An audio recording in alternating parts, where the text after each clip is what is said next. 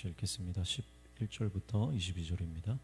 그러나 온유한 자들은 땅을 차지하며 풍성한 화평으로 즐거워하리로다. 악인이 의인치기를 꾀하고 그를 향하여 그의 일을 가는도다. 그러나 주께서 그를 비웃으시리니 그의 날이 다가옴을 보심이로다. 악인이 칼을 빼고 활을 당겨 가난하고 궁핍한 자를 엎드러뜨리니 행위가 정직한 자를 죽이고자 하나 그들의 칼은 오히려 그들의 양심을 치르고 그들의 활은 부러지리로다. 의인의 적은 소유가 악인의 풍부함보다 낫도다. 악인의 팔은 부러지나 의인은 여호와께서 붙드시는도다. 여호와께서 온전한 자의 날을 아시나니 그들의 기업은 영원하리로다. 그들은 환난 때에 부끄러움을 당하지 아니하며 기근의 날에도 풍족할 것이나 악인들은 멸망하고 여호와의 원수들은 어린 양의 기름같이 타서 연기가 되어 없어지리로다. 악인은 꾸고 갚지 아니하나 의인은 은혜를 베풀고 주는도다. 주의 복을 받은 자들은 땅을 차지하고 주의 저주를 받은 자들은 끊어지리로다. 아멘.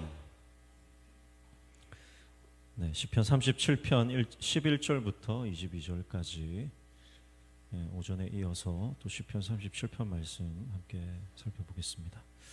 11절 보시면 그러나 온유한 자들은 땅을 차지하며 풍성한 화평으로 즐거워하리로다. 그렇게 시작합니다. 온유한 자들은 땅을 차지한다. 마태복음 5장 5절 말씀에 예수님께서 하신 말씀이 아마 이 시편 37편에 나오는 이 말씀을 아마 인유하신 것처럼 보여집니다. 온유한 자는 땅을 차지한다. 땅이라고 하는 것은 오전에도 말씀드렸지만 언약적 개념이다 그랬습니다.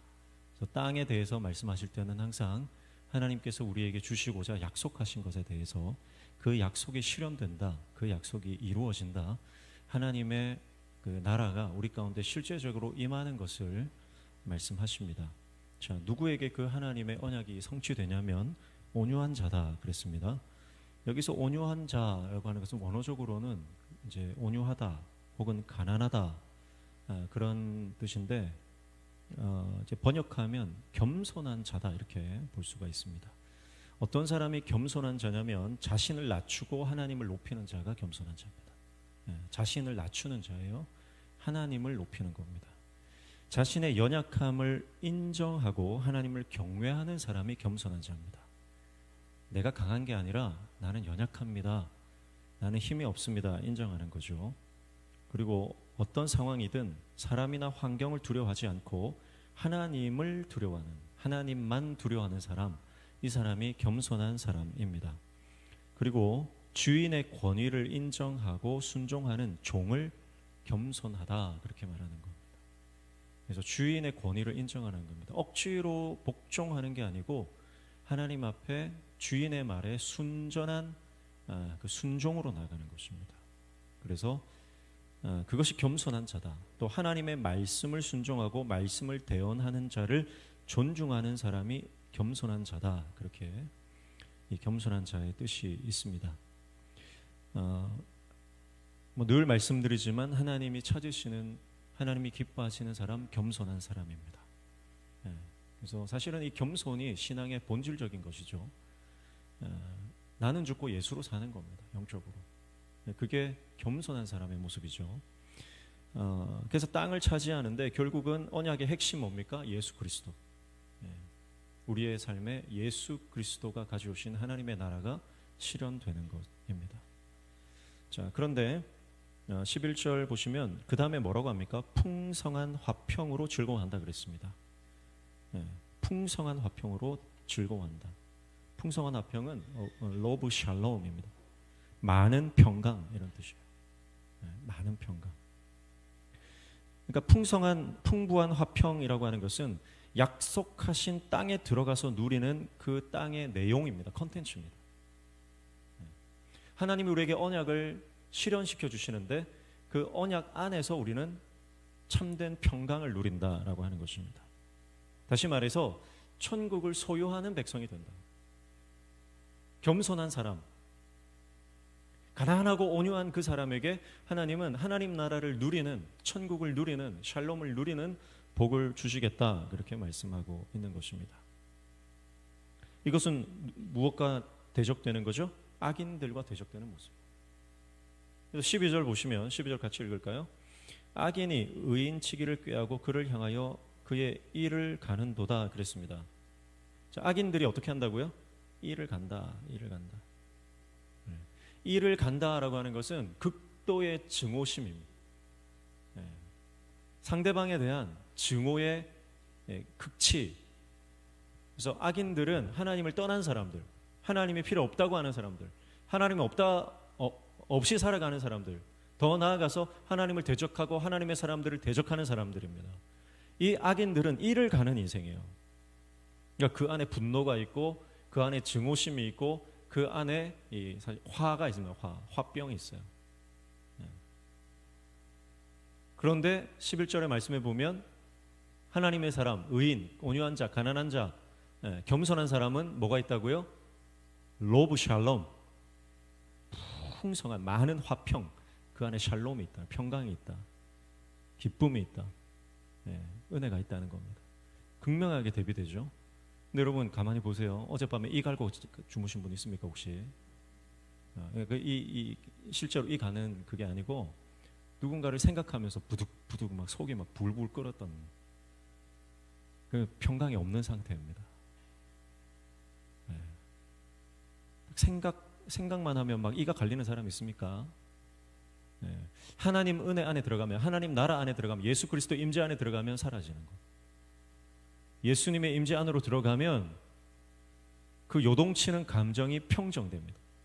근데 우리는 여전히 어떤 상황 때문에 아니면 사람 때문에 그 관계 때문에 여전히 내 마음이 요동치고 있다면 오늘 우리가 하나님 로브 샬롬, 하나님의 많은 평강으로 내 심령을 채워주십시오. 하나님의 나라 안으로 내가 들어가게 해주십시오. 하나님의 임재, 하나님의 통치 그 권 안으로, 그 영역 안으로 들어가게 해주십시오. 그렇게 기도하셔야 됩니다. 천국을 소유한 백성 되시기를 축복합니다.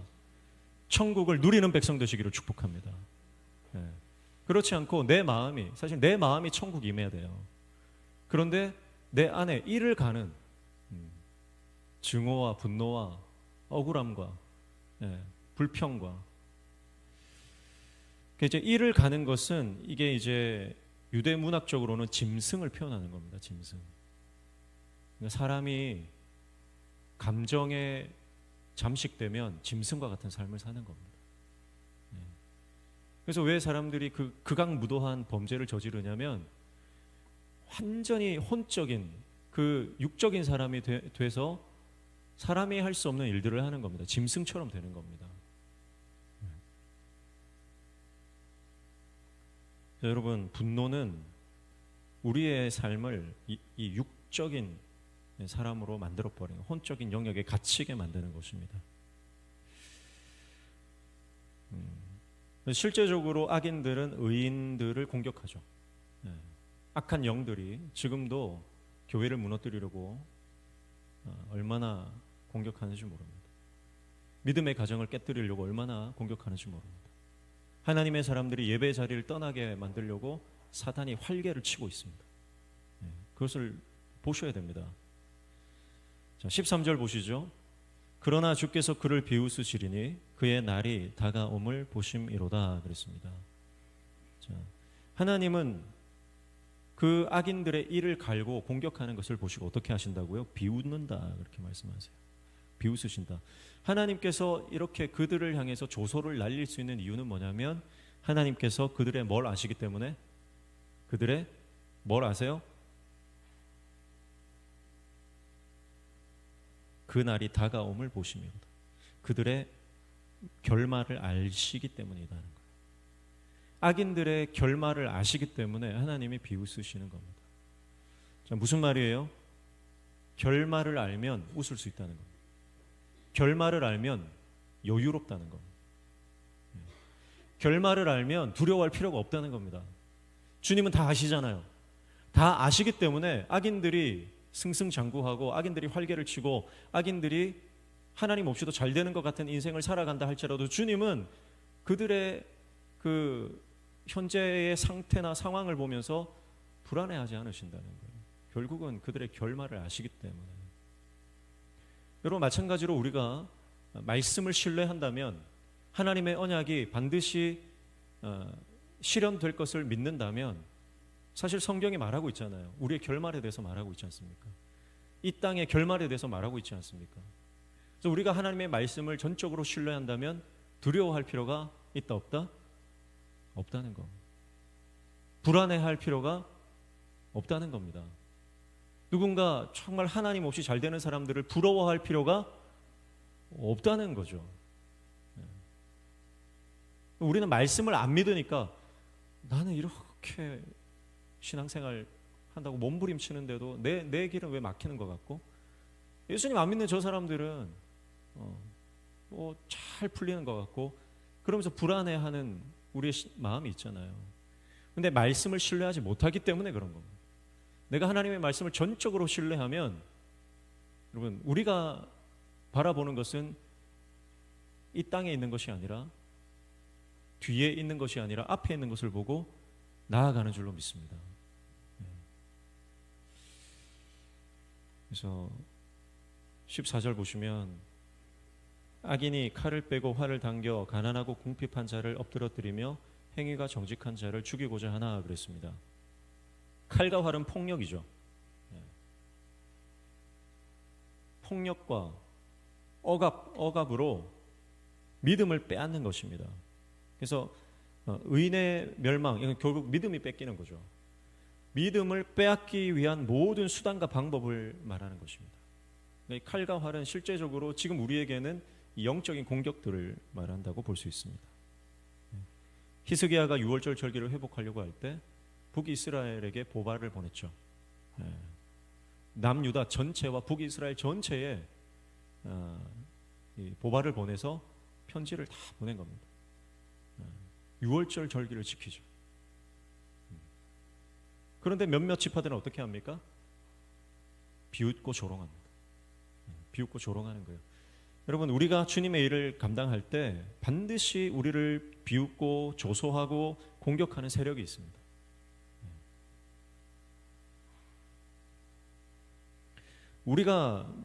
우리의 믿음을 흔들어 놓는 모든 영적 공격들이 있다는 것을 우리가 기억해야 됩니다. 그러나 15절 보십시오. 그러나 15절 같이 읽습니다. 그들의 칼은 오히려 그들의 양심을 찌르고 그들의 활은 부러지리로다 그랬습니다.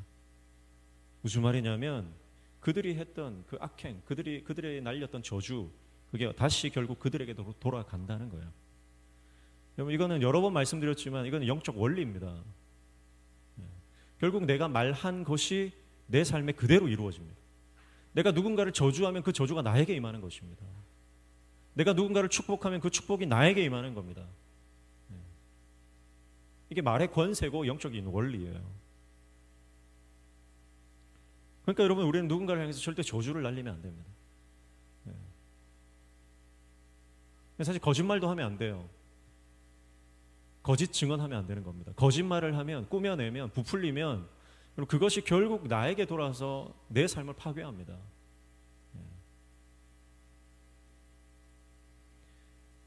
여러분, 우리를 공격하는 세력들이 있을 것입니다. 그러나 그 공격을 여러분 우리가 두려워하지 말고, 그 공격은 나에게 오는 것이 아니라 결국 그들에게 돌아간다. 그러니까 주님께서 우리를 지켜주시고 보호해 주신 것을 믿으시기를 축복합니다. 자, 그래서 16절에 보시면 의인의 적은 소유가 악인의 풍부함보다 낫다 그렇게 말씀을 합니다. 의인의 적은 소유가 악인의 풍부함보다 낫다는 거죠. 그런데 여기서 악인의 풍부함이라고 하는 이 히브리어를 보니까 이건 하몬이라고 시끄러운 소음의 뜻이 포함되어 있습니다. 이게 풍부하지만 이 시장떼기 같은 그런 이 시끄러움, 그런 이 북적거리는 거예요. 그러니까 무슨 말이에요? 악인의 부유함 속에는 평강이 없다는 겁니다. 우리는 적은 것을 가지고 있지만, 그러나 우리 안에 뭐가 있어요?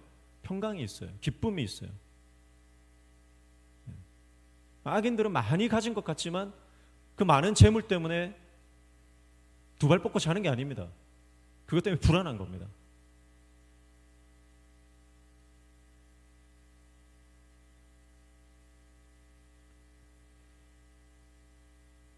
의인의 적은 소유가 더 낫다라고 하는 것은 더 가치 있다, 더 강력하다는 뜻입니다. 실제로 예수님께서 부자의 헌금보다 과부의 두렙돈, 그 두렙돈이 가장 많이 헌금했다 그렇게 말씀하시죠. 여러분, 우리가 하나님 앞에 연약하지만 세상적으로 볼 때는 적은 소유예요. 그러나 하나님은 그것을 통해 일하십니다. 하나님의 일은 어떤 다수를 통해서 큰 어떤 단체를 통해서 하시기보다는 한 사람 한 사람을 통해서 일하시고, 수십만 대군이 필요한 게 아니라 300용사가 필요한 거예요. 수만 명의 무리가 필요한 게 아니라 12명의 제자가 필요한 거예요.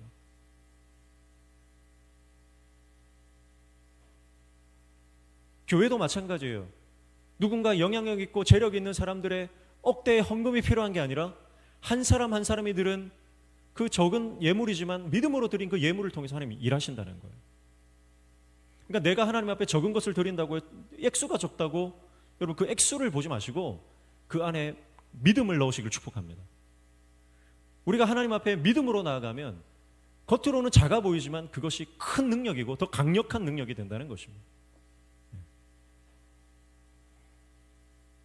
이것은 한 사람의 의인이 수많은 악인을 감당해낸다는 뜻입니다. 여러분, 기도하는 한 사람이 민족보다 강한 것입니다. 할렐루야. 여러분이 기도의 사람이 되면 여러분의 가문을 살려낼 줄로 믿습니다. 여러분이 기도의 사람이 되면 교회를 살려낼 줄로 믿습니다.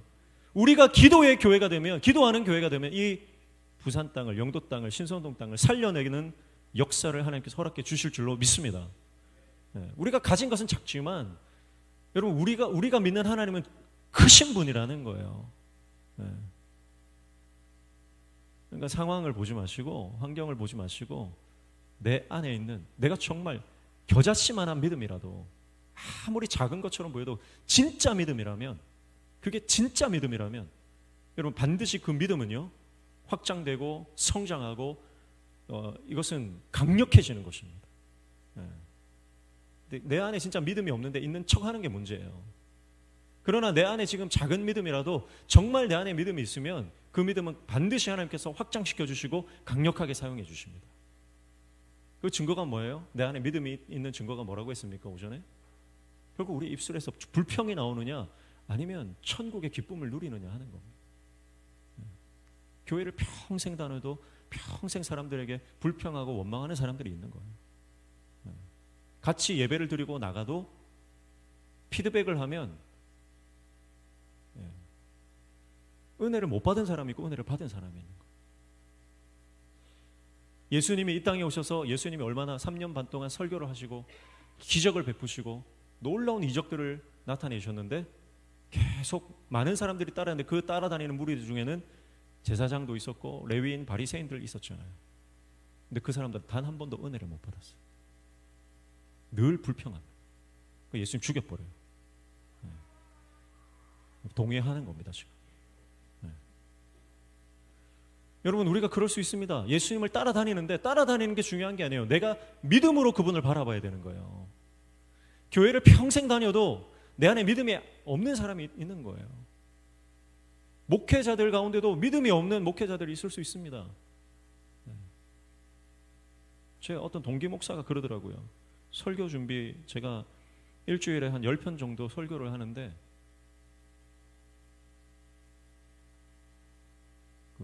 AI로 해라 이렇게 하더라고요. AI로. 챗GPT 써라 그러더라고요. 너무 잘 나온다는 거예요. 챗GPT로 설교 준비하면 본문만 딱 치면 설교 대지가 쫙 나와서 그거 가지고 설교하면 된다는 거예요. 자랑스럽게 그렇게 얘기해요. 믿음이 없는 거예요. 믿음이. 말씀이 능력이 있다. 그래서 내가 이 말씀을 붙들고 씨름하고 이 말씀을 선포할 때 하나님의 역사가 일어난다는 믿음이 있으면 여러분, 컴퓨터에 내가 설교를 맡길 수 있습니까? 이 말씀과 씨름하는 것이 능력인 줄로 믿습니다.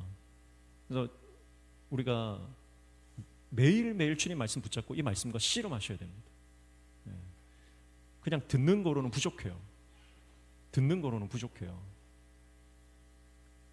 정말 그 말씀이 내 삶의 실제가 되도록 우리가 이 말씀을 붙잡고 매일 주님과 씨름해야 돼요. 매일 하나님께 붙들려야 됩니다. 그래서 어떤 목사님이 최근에 그런 얘기를 하시더라고요. 한국 교회에 설교 중독자가 너무 많다는 거예요. 설교 중독자가 많다.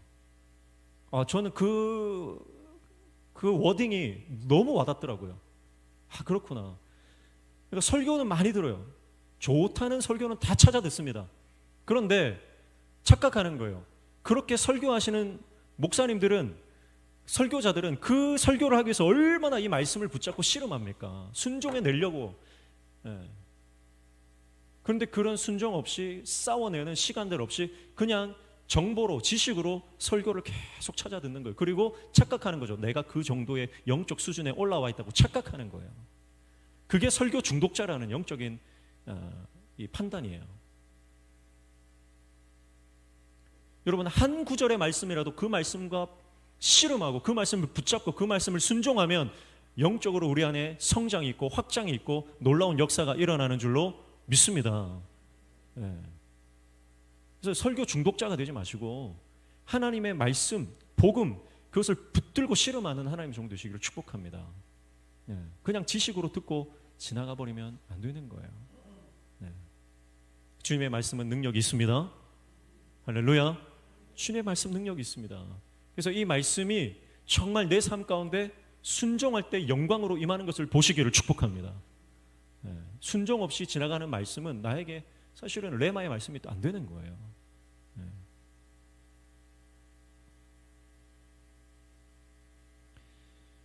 17절 보시면 악인의 팔은 부러지나 의인은 여호와께서 붙드시는도다, 그렇게 말씀합니다.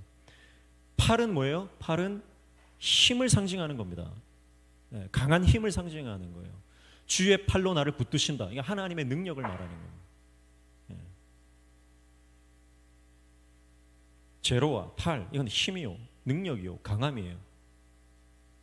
근데 악인의 팔은 어떻게 된다고요? 부러진다는 거예요. 부러진다는 것은 무능력하다는 거예요. 부러진 팔이 무슨 능력이 있습니까? 인간의 팔은요, 자신의 능력 밖으로 넘어가면 꺾이고 부러지는 겁니다. 그러나 하나님의 팔은 강력한 팔입니다. 어떤 사람도 붙들어 주시는, 어떤 상황도 해결해 주시는 능력이 되시는 줄로 믿습니다. 그래서 하나님이 붙들어 주시는데, 하나님이 붙들어 주신다라고 하는 것은 붙든다, 지키고 지지해주고 옹호해주고 편이 되어주고 유지시켜준다, 이런 뜻이에요. 그러니까 나는 약한데, 내 팔은 약해요. 내 팔은 약한데 하나님이 딱 이 부목처럼 이 딱 지지대를 붙여주신다는 거예요. 하나님의 팔이 내 팔이 되어주신다는 거예요. 주님께 붙들리면 우리는 강력하게 쓰임받는 줄로 믿습니다. 여러분, 우리가 그런 게, 교회에서 집사님 다음 내년부터 이것 좀 해주세요 하면 저는 능력이 없어서 안 돼요. 저는 지혜가 없어서 안 돼요. 저는 막 낯을 가려서 안 돼요. 막 그런 분들이 있지 않습니까? 그건 엄밀히 말하면요, 하나님의 능력을 안 믿는 겁니다. 하나님의 말을 안 믿는 거예요. 되는 교회는 뭐냐? 되는 교회는 이것 좀 하세요 하면 서로 하려고 달려드는 거예요. 안 되는 교회는 서로 도망갑니다. 바퀴벌레 숨듯이 차차차 숨는 거예요. 연말이 되면 제 눈을 다 피하시더라고요.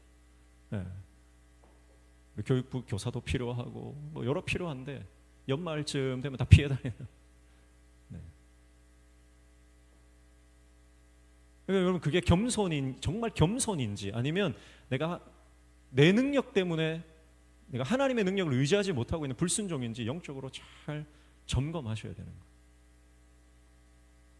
주님이 힘 주시는 줄로 믿습니다. 하나님이 순종을 요구하실 때 믿음으로 순종하면 반드시 영광이 나타납니다. 순종의 결말은 영광입니다. 순종의 결말은 영광입니다. 은혜의 완성도 영광이다 그랬습니다. 그러니까 결국은 내 힘으로 하는 게 아니고 하나님의 은혜가 그것을 가능케 하시는 것.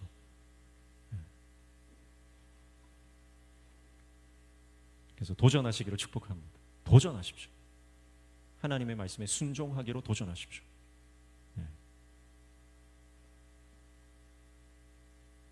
18절 보시면 여호와께서 온전한 자의 날을 아시나니 그들의 기업은 영원하리로다. 그렇게 말씀하죠. 온전한 자의 날들을 아신다.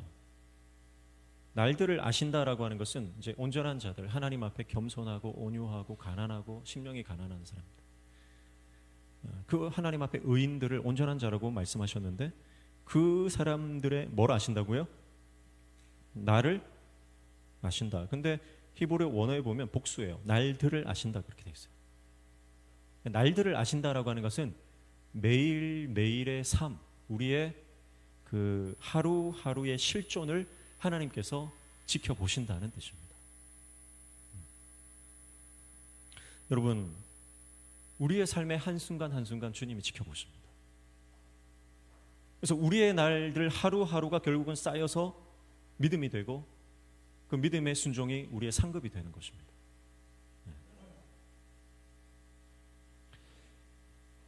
그래서 그들의 기업은 영원하다 그랬는데 기업은 뭐예요?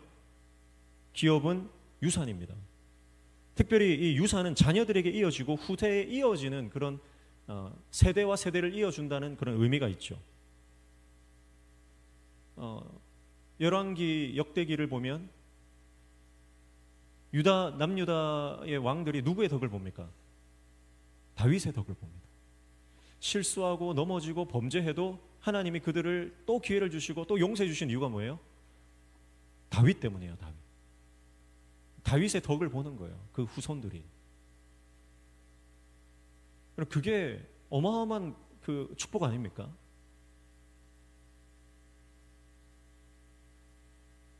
여러분, 저와 여러분이 하루하루의 믿음의 날들이 쌓이고 쌓여서 하나님의 상급이 되기를 축복합니다. 그리고 그 상급이 넘쳐 흘러서 자녀들에게, 우리 후손에게 이어지는 역사가 일어나기를 주님의 이름으로 축복합니다.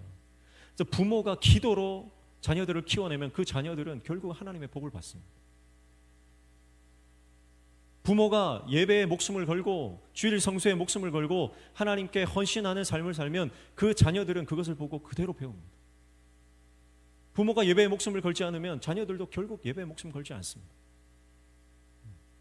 우리 청년들, 학생들이 대학교 가고 직장 가면 많은 이 젊은이들이 교회를 떠납니다. 하나님을 떠납니다. 그러나 예배에 목숨을 거는 부모 밑에 있는 자녀들은요, 결국 하나님께 돌아옵니다. 결국 하나님께 돌아옵니다. 하나님이 그 부모의 기도를 잊지 않으시는 거예요. 다윗의 순종을 기억하셨던 것처럼, 그래서 솔로몬과 르호보암과 그 후대의 왕들에게 다윗 때문에 복을 주셨던 것처럼, 사실은 하나님께서 남유다 왕국의 대를 끊을 수가 없어요. 왜냐하면 하나님이 다윗에게 어떤 약속을 주셨어요? 다윗의 씨를 통해서, 다윗의 후손을 통해서 누가 옵니까? 메시아가 오는 거예요. 그러니까 다윗이 하나님께 한 번씩 그렇게 기도하거든요. 하나님, 우리의 그 유다 왕국을 끊으시면 안 된다고, 이스라엘을 잊어버리시면 안 된다고 당당하게 요구를 하거든요. 왜 그렇게 요구를 하냐면 다윗이 알아요. 다윗의 혈통을 통해서 메시아가 올 것을 알기 때문에, 이건 언약이기 때문에 반드시 이루어진다는 걸 아는 거예요. 그러니까 하나님은 나를 죽이지 않는다, 죽도록 내버려 두지 않는다, 내 자녀가 죽도록 내버려 두지 않는다는 확신이 있어요. 왜냐하면 만약에 다윗이 죽으면 하나님이 손해거든요. 다윗이 죽으면 하나님의 언약이 이루어지지 않거든요. 그러면 하나님이 손해잖아요. 그러니까 다윗은 하나님의 언약을 붙잡고 말씀을 붙잡고 당당하게 요구하는 거예요.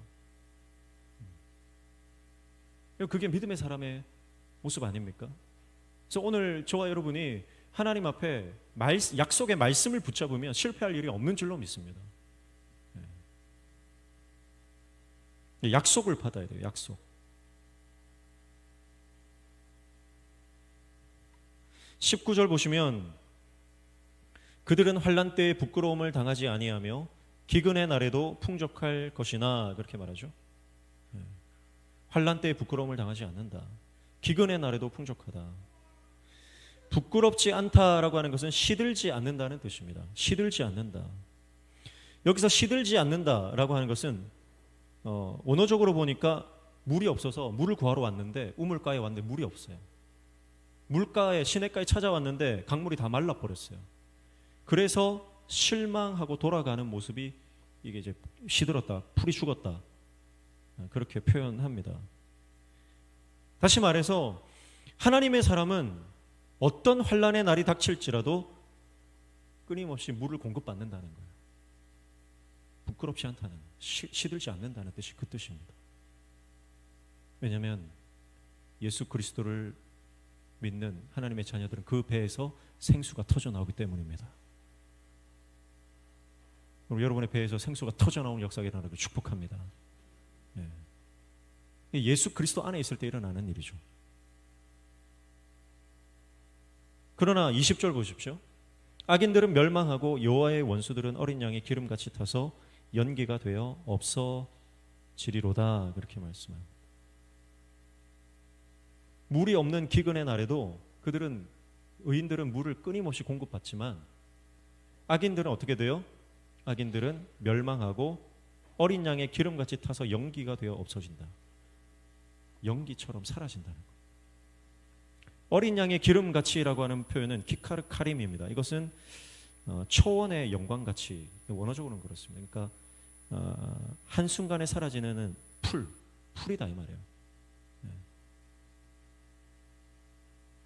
한번 불이 임하면 풀이 싹 사라집니다. 풀은 다 타고 그냥 먼지가 되어버려요. 재가 되어버립니다. 비가 오지 않으면 풀들은 다 말라 비틀어집니다. 그러나 주님의 말씀은 영원한 것입니다. 주님의 말씀은 우리 가운데 생명의 물을 끊임없이 공급해 주시는 것입니다. 그 생명의 물이 누굽니까? 예수 그리스도십니다. 그래서 결국은 악인과 의인의 상황이 역전된다는 것을 말씀하죠. 21절입니다. 악인은 꾸고 갚지 아니하나 의인은 은혜를 베풀고 주는도다, 그랬습니다. 악인들은 꾸고 갚지 않는다. 무슨 말이에요? 극심한 가난 상태에 빠진다. 영적으로는 완전히 그의 심령이 메말라 버린다는 거죠. 그러나 의인은 어떻게 됩니까? 은혜를 베풀어 주는 인생. 다시 말해서 복음의 통로, 축복의 통로, 사람을 살리는 인생이 된다는 거. 여러분, 오늘 저와 여러분이 하나님의 은혜 가운데 살아내는, 복음으로 살아내는 인생이 되시고 더 나아가 복음으로 살려내는 인생 되시기를 주님의 이름으로 축복합니다. 그게 의인의 삶의 궁극적인 모습이다라고 하는 것이죠. 22절 결론입니다. 같이 읽습니다. 주의 복을 받은 자들은 땅을 차지하고 주의 저주를 받은 자들은 끊어지리로다, 그랬습니다. 하나님의 복을 받는 사람들은 이 땅을 차지한다. 언약이 이루어진다. 예수 그리스도의 사람이 된다. 그러나 저주를 받은 자들은 끊어진다. 결국 우리의 삶에는 축복과 저주가 있는데 그 축복이 누구의 것이라고 오늘 말하고 있습니까? 주의 복, 주의 저주죠. 축복과 저주를 주시는 분이 누구란 말이에요? 하나님이시다는 겁니다. 내가 노력해서 축복받는 인생이 되는 것이 아니고 내가 실수한다고 내가 저주에 빠지는 인생이 아니라는 겁니다. 주님만 붙들면, 예수 그리스도 안에만 있으면 주님께서 우리에게 축복을 주신다는 것이고 주님을 떠나는 그것이 우리에게 저주가 된다라고 하는 것입니다. 인생의 생사화복과 인생의 생살 여탈권이 오직 하나님의 손에 있다는 거예요. 여러분, 우리의 인생이 하나님의 손에 있습니다. 그분의 손에 붙들리는 인생 되시기를 축복합니다. 하나님의 언약이 우리의 삶 가운데 실제적으로 이루어지고 하나님의 나라가 우리의 삶 가운데 가시적으로 성취되는 삶, 예수 그리스도가 내 삶 가운데 드러나는 인생, 그게 땅을 차지하는 인생, 땅을 차지하는 인생, 하나님의 나라를 경험하며 누리며 나아가는 인생입니다. 오늘 저와 여러분이 그 하나님의 나라를 누리는, 하나님의 나라를 소유하는, 하나님의 나라를 안에서 살아가는 하나님의 종들 되시기를 축복합니다. 우리의 삶의 운전대를 주님께 맡기십시오. 하나님께 내 삶의 생살 여탈권을 주님께 맡기시고 그분의 손에 나의 인생의 생사화복이 있다는 것을 기억하시고 믿음으로 승리하시기를 주님의 이름으로 축복합니다. 결국 예수 그리스도, 그분의 사랑 때문에 우리는 회복될 것이고 하나님의 그 은혜로 우리는 다시 일어나게 될 것입니다. 함께 찬양하며 나아가겠습니다.